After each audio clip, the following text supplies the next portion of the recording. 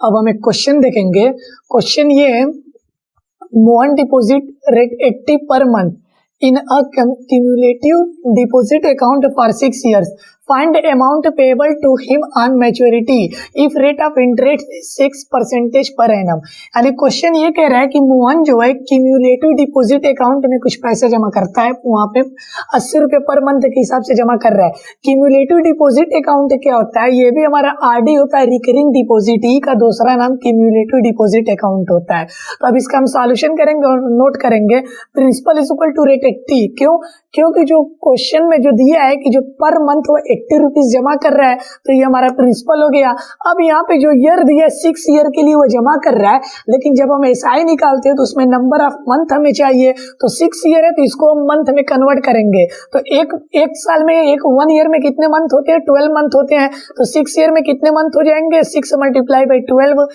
Total months is equal to 6 multiply by 12। इसे n से indicate करते हैं। 6 2 या 12, 6 1 या 6, 7, 72 मंथ्स आएंगे।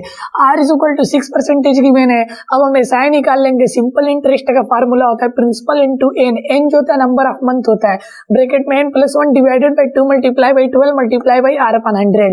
अब इसमें p n r की हम वैल्यू पुट कर देंगे। p की वैल्यू 80 है, मल्टीप्लाई बाई n की वैल्यू 70 जो हम यहाँ पे कैलकुलेट किए हैं, फिर multiply by n+1 72+1 divided by 2 multiply by 12 multiply by 6/100, क्योंकि r की जगह 6 है। अब इसको हम सॉल्व करेंगे। एक 0 से एक 0 कैंसिल हो जाएगा, 2 4 जाए 8 4 हो गया, 12 6 जाए 72 6 हो गया, मल्टीप्लाई बाई 73 हो जाएगा और यहाँ पे 6/10 होगा, क्योंकि एक 0 से एक 0 ये कैंसिल हो गया तो 6/10। अब इसको जब हम सॉल्व करेंगे तो हमारा आएगा 1051.20 आएगा। तो ये हमारा सिंपल इंटरेस्ट आ गया। इतनी रुपीज सिंपल इंटरेस्ट हमारी है। अब इसके बाद हमें क्या निकालना है? मेन इसमें कह रहा है कि find the amount payable to him on maturity, यानी कि मैच्योरिटी वैल्यू यहाँ पे निकालनी है, अमाउंट निकालना है जब वो अपने अकाउंट को क्लोज कर रहा है, या उसकी टोटल जो मैच्योरिटी वैल्यू वो फाइंड हमें करनी है। तो मैच्योरिटी वैल्यू फाइंड करने के लिए हम जानते हैं कि उसमें टोटल डिपॉजिट वैल्यू भी चाहिए, क्योंकि सिंपल इंटरेस्ट को टोटल डिपॉजिट वैल्यू पे हम ऐड कर देते हैं तो मैच्योरिटी वैल्यू हमारी आ जाती है। तो टोटल डिपॉजिट सब निकाल लेंगे। तो पर मंथ कितना जमा कर रहा है? 80 रुपीज जमा कर रहा है, लेकिन कितने मंथ तक कर रहा है? 72 मंथ तक कर रहा है। तो 80 मल्टीप्लाई बाई 72 हम कर देंगे तो पता चल जाएगा उसने कुल कितना जमा किया है बैंक में। तो 80 मल्टीप्लाई बाई 72 मल्टीप्लाई करेंगे तो आएगा 5760 रुपीज।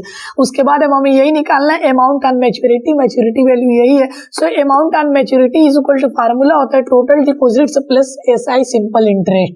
टोटल डिपॉजिट्स अब यहाँ पे निकाले हैं 5760। तो यहाँ पे हम लिख दिए 5760, यहाँ पे लिख दिए इसको, और इसके नीचे हम सिंपल इंटरेस्ट की वैल्यू हम पुट कर दिए। कितनी है? 1051.20 1051.20। दोनों को ऐड करेंगे आ रहा है 6811.20।